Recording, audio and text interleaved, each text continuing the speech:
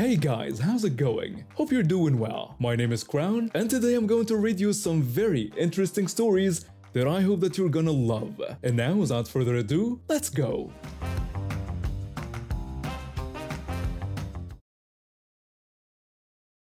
I grew up thinking ministry work would be all inspiration and community service. 20 years into pastoring with my wife, I'd learned it was equal parts calling and customer service. My wife and I had been running an urban church for about 4 years at this point, and if you knew anything about us, you'd know she was the heart of our operation while I handled the harder conversations. My wife had this gift where people just naturally gravitated toward her. She could diffuse tension, make anyone feel welcome, and somehow remember every single person's name even when our congregation swelled to hundreds. The flip side was that she hated conflict so much she'd agree to almost anything just to keep the peace. That's where I came in. I didn't mind being the bad guy when someone needed to hear no. In our entire marriage, spanning 25 years at that point, I'd only seen her truly angry twice. The first time changed how I viewed what she was capable of when pushed too far. We lived right next to our church in this tight-knit urban neighborhood where everyone knew everyone's business. Across the street lived this woman who'd made herself a fixture in our congregation, though not in any way we appreciated. She was loud, aggressive, and had perfected the art of bullying people into giving her what she wanted. Her favorite tactic was showing up unannounced and making demands until you caved from exhaustion. Every December, we ran this fundraising drive that kept me out most evenings, collecting donations and organizing events. It was tedious work but necessary for keeping our programs running. This particular evening I'd been out since morning and was dragging myself back around 8 p.m. ready to collapse. I was maybe 10 feet from our front door when I saw her sprinting across the street toward me. My stomach dropped because nothing good ever came from her running. She reached me breathless and furious. She told me that my wife had kicked her out of the building. I asked her to clarify whose wife she was talking about. She insisted it was my wife. I described my wife to make absolutely sure we were talking about the same person, asking if she meant the Puerto Rican lady about a certain height, pretty and wearing a uniform similar to mine. She confirmed that was exactly who she meant. I asked her again if she was absolutely certain my wife had kicked her out. When she said yes, I told her she'd messed up. She started to explain what had happened, but I cut her off. I said I didn't know what happened, and I didn't care. All I needed to know was that somehow she'd managed to make the one woman on the planet who wouldn't fight or argue at all angry enough to not only get mad at her, but actually kick her out.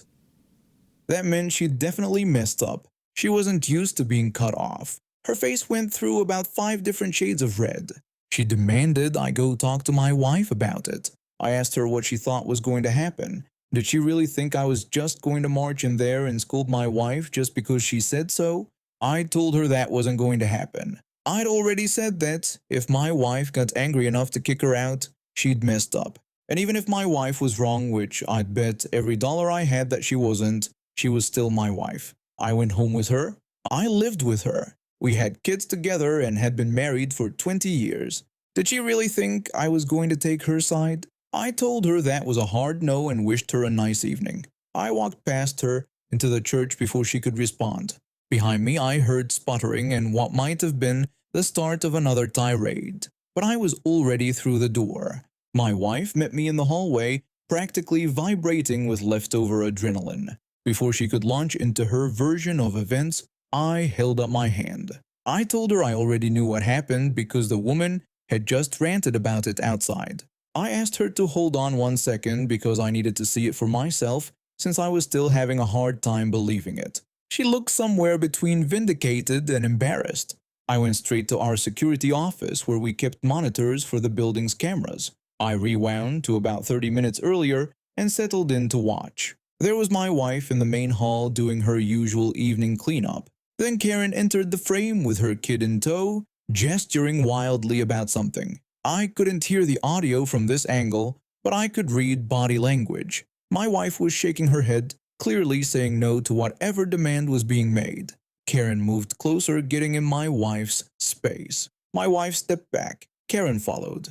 This went on for maybe 2 minutes before my wife's entire posture changed. Her shoulders went back, her chin came up, and she pointed toward the door with the kind of authority I'd only seen her use maybe once before in our entire relationship. Karen's mouth dropped open. She said something else. My wife's finger didn't waver from pointing at the exit. Karen tried again. My wife took a step forward this time instead of back. Karen actually stumbled a bit in surprise before grabbing her kid and storming out. I sat there replaying it twice more just to make sure I'd seen correctly. Then I went back to the hallway where my wife was waiting. I gave her a kiss and told her good for you. Her whole body relaxed and she let out this breath she'd been holding.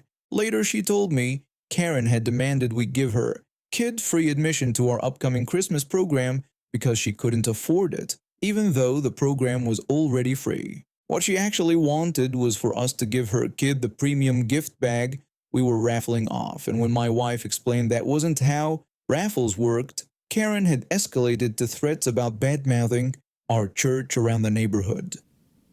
That's when my wife had had enough. Karen gave us the silent treatment for 2 months after that. No showing up unannounced, no demands, no complaints. It was the most peaceful 2 months we'd had since starting at that church. When she finally came back, it was because she wanted us to help her with some paperwork, and she acted like nothing had happened. Over the 4 years we pastored there, she pulled the silent treatment probably 6 or 7 more times whenever she didn't get her way. She never figured out that we considered it a reward rather than punishment, and she never again pushed my wife hard enough to get kicked out, though I sometimes wished she would just so I could watch the security footage again. I got my first job at a sandwich shop when I was 22. I'd just finished community college with a business degree and needed something to pay rent while I figured out my next move. The shop was in a rough part of town, but the owner paid well, and the work was simple enough. Make sandwiches, ring up customers, keep things clean. During my first week, my manager pulled me aside and showed me a photo taped to the wall in the back office. It was a surveillance screenshot of a skinny teenager with a patchy beard and a worn-out hoodie. She told me this guy was banned from the store. If he came in, I shouldn't serve him. Just call her or call the cops. I asked what he did. She said theft, lots of it. He'd stolen sodas, chips, sandwiches, and he'd grabbed our tip jar twice. They caught him on camera every time. I asked why they didn't just have him arrested. She explained they did.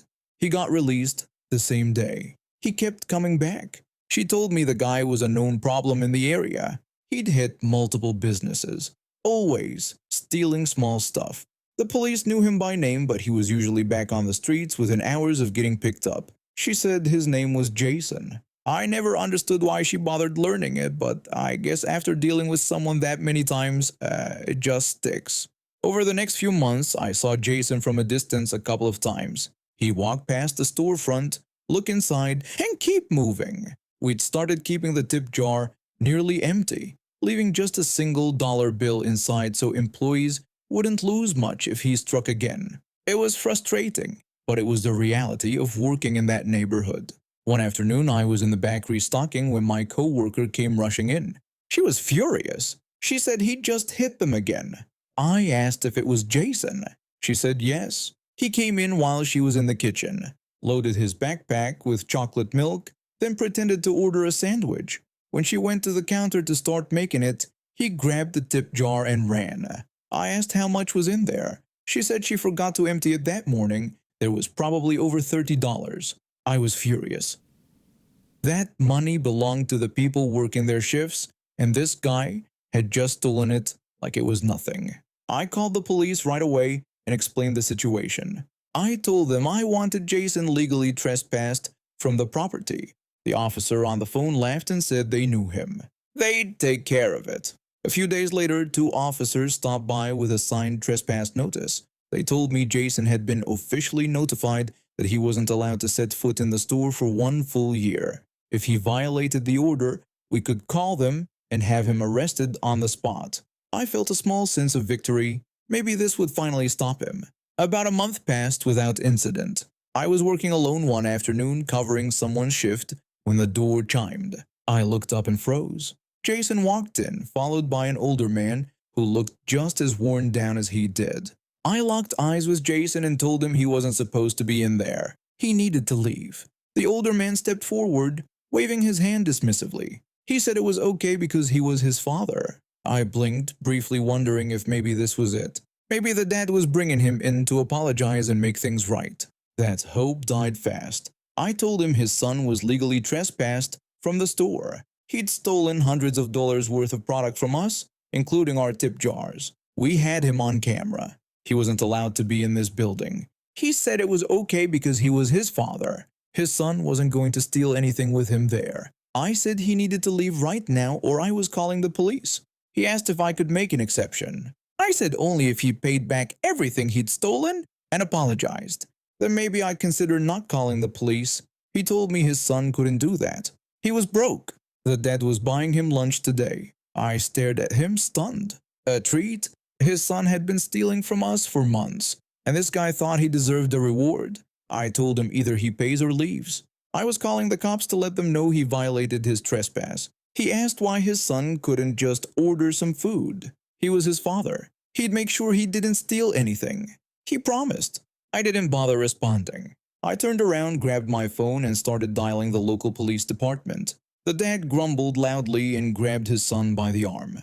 They left before I finished dialing. I told the dispatcher what happened, and an officer came by about an hour later to collect the security footage. He watched the clip, shook his head, and let out a long sigh. He said the kid had a real genius for a father. I agreed. He said they'd handle it and thanked me for calling it in. A few days later, another officer stopped by to give me an update. Jason had been arrested and charged with trespassing. However, unless we wanted to press charges for all the theft, he wasn't going to spend much time in jail. My manager and I talked it over and decided not to pursue it. We didn't have the time or energy to deal with court appearances, but we did get a 5-year extension on the trespass ban, which felt like a small win. That wasn't the last time I saw Jason. A few months later, he tried to come in again, this time alone. I called the police right away, and he bolted before they arrived. The officer who responded told me Jason had racked up so many violations across different businesses that he was finally being held for longer than a day or two. The kid never learned. I left that job about a year later, but I heard from my former co-workers that Jason kept showing up in the area. About a year ago, I started getting these really bad nosebleeds that wouldn't stop. At first, I thought it was just a dry air or something, but then the headaches started. They got worse and worse until I couldn't ignore them anymore. I finally dragged myself to the doctor after weeks of putting it off. That's when they ran some tests and found it. Cancer in my nasal cavity, stage 2. The tumor was pretty large, but the doctor said it hadn't spread to other tissue yet. It was still contained, which gave me a fighting chance. Before they could operate and remove it, I needed to go through aggressive chemotherapy to shrink it down first. The chemo was absolutely brutal. I'm talking nausea, fatigue, pain, everything you can imagine. But one of the worst parts was the hair loss. It started slowly at first, just thinning out, but then it came out in clumps. My hair, my eyebrows, even my eyelashes. Everything fell out. Eventually, I just shaved my head completely because the patchy look was even worse. Here's the thing though, I'm 6'4" and pretty muscular from years of working out. A bald guy built like me walking around tends to make people jump to conclusions. I didn't want anyone thinking I was some skinhead or neo-Nazi, so I went out and bought a wig. It cost me about $200, but it looked natural enough. It saved me from getting weird stares and whispered comments everywhere I went. This whole thing happened about 7 months ago. I just finished one of my chemo sessions at the hospital. These sessions usually lasted about 3 to 4 hours, and they left me feeling absolutely destroyed. That day was particularly bad. I felt nauseous, dizzy, weak, like I could barely stand. All I wanted was to get home and pass out in bed. There's only one bus route that goes from the hospital to my neighborhood, so I had no choice but to take it. When the bus pulled up, I saw it was completely packed. People were jammed in everywhere, standing in the aisles, hanging onto the rails. I got on anyway because what else could I do? I needed to get home somehow. I looked around desperately for a seat and spotted this middle-aged guy sitting near the front. I walked up to him and explained that I'd just come from chemotherapy and really needed to sit down. He took one look at me and stood up right away without saying a word, just gave me a nod and moved to stand in the aisle. I thanked him and practically collapsed into the seat. If you're somehow reading this, man, thank you. You have no idea how much that meant to me that day. I closed my eyes and leaned my head back, trying to focus on not throwing up. The bus jerked forward and started moving again.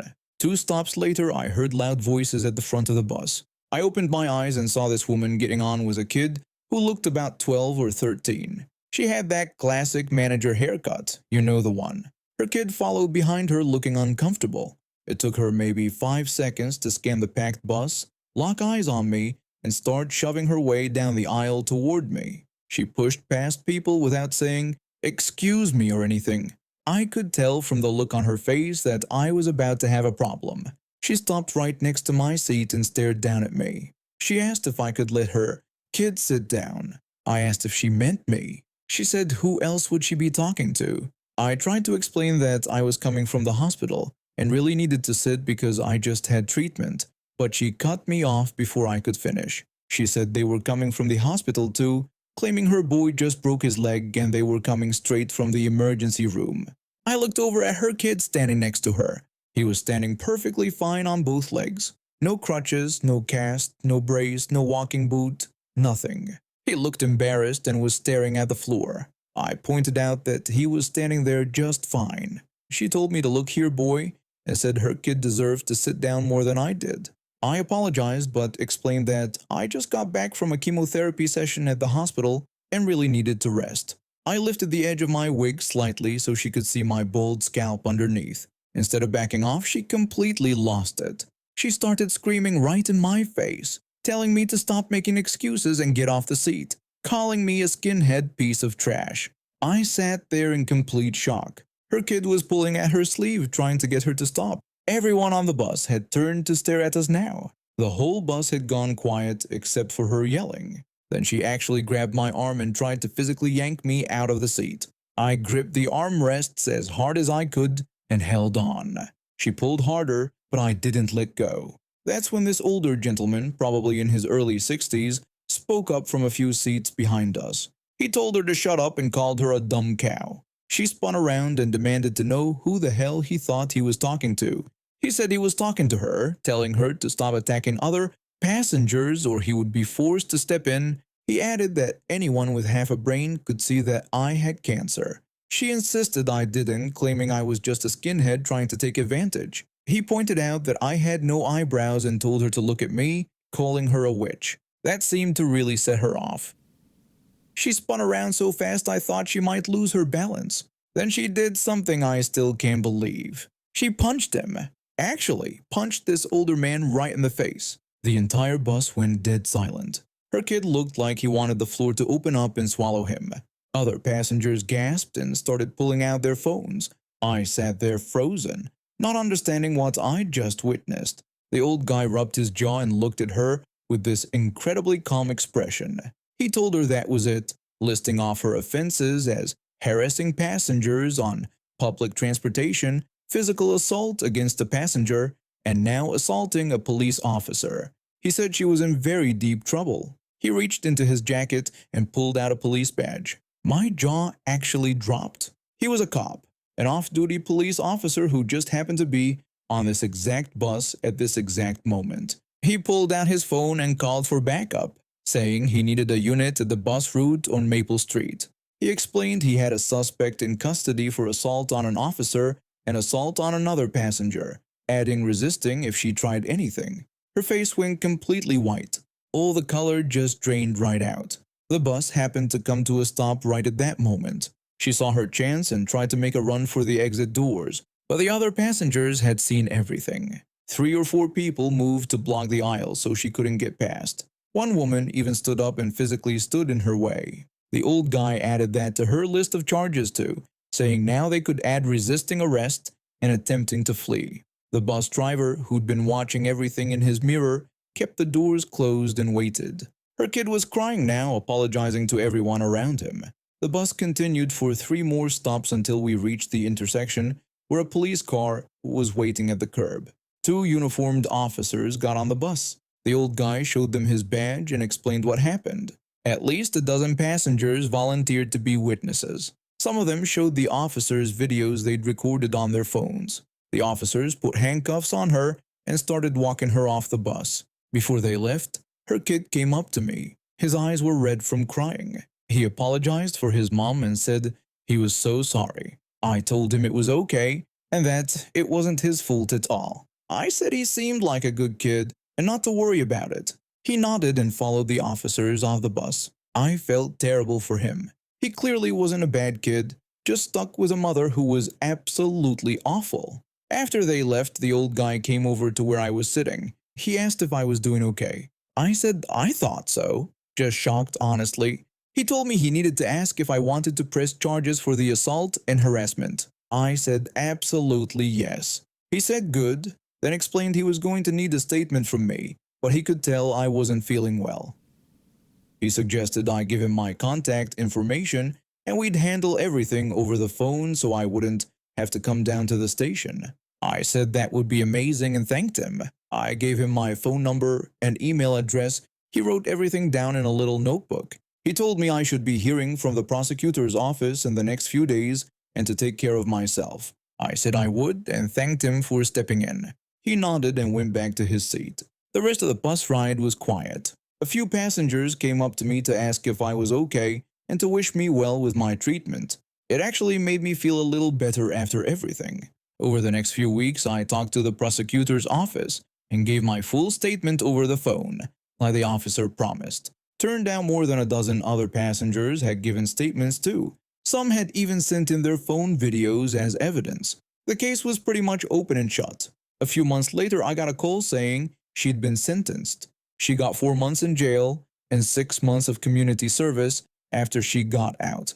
She also had to pay a fine of about $1,500. Honestly, watching that whole thing unfold felt like instant karma. I'm actually on that same bus right now as I'm thinking about all this. Just got back from a checkup at the hospital, which is what reminded me of the whole incident. My friend is sitting next to me. I was telling him the story and he said I should share it somewhere. He couldn't believe people like that actually existed in the real world. The good news is that my treatment went really well. The surgery to remove the tumor happened in October and it was successful. I was officially declared cancer-free in November. My hair has been slowly growing back over the past few months. It's still pretty short, but it's coming in. I don't need to wear the wig anymore, which is a huge relief. I still have regular checkups every few months just to make sure everything stays clear. But so far, everything looks good. Things are finally starting to feel normal again. And now we have reached the end of today's stories. Thank you for watching, and see you next time.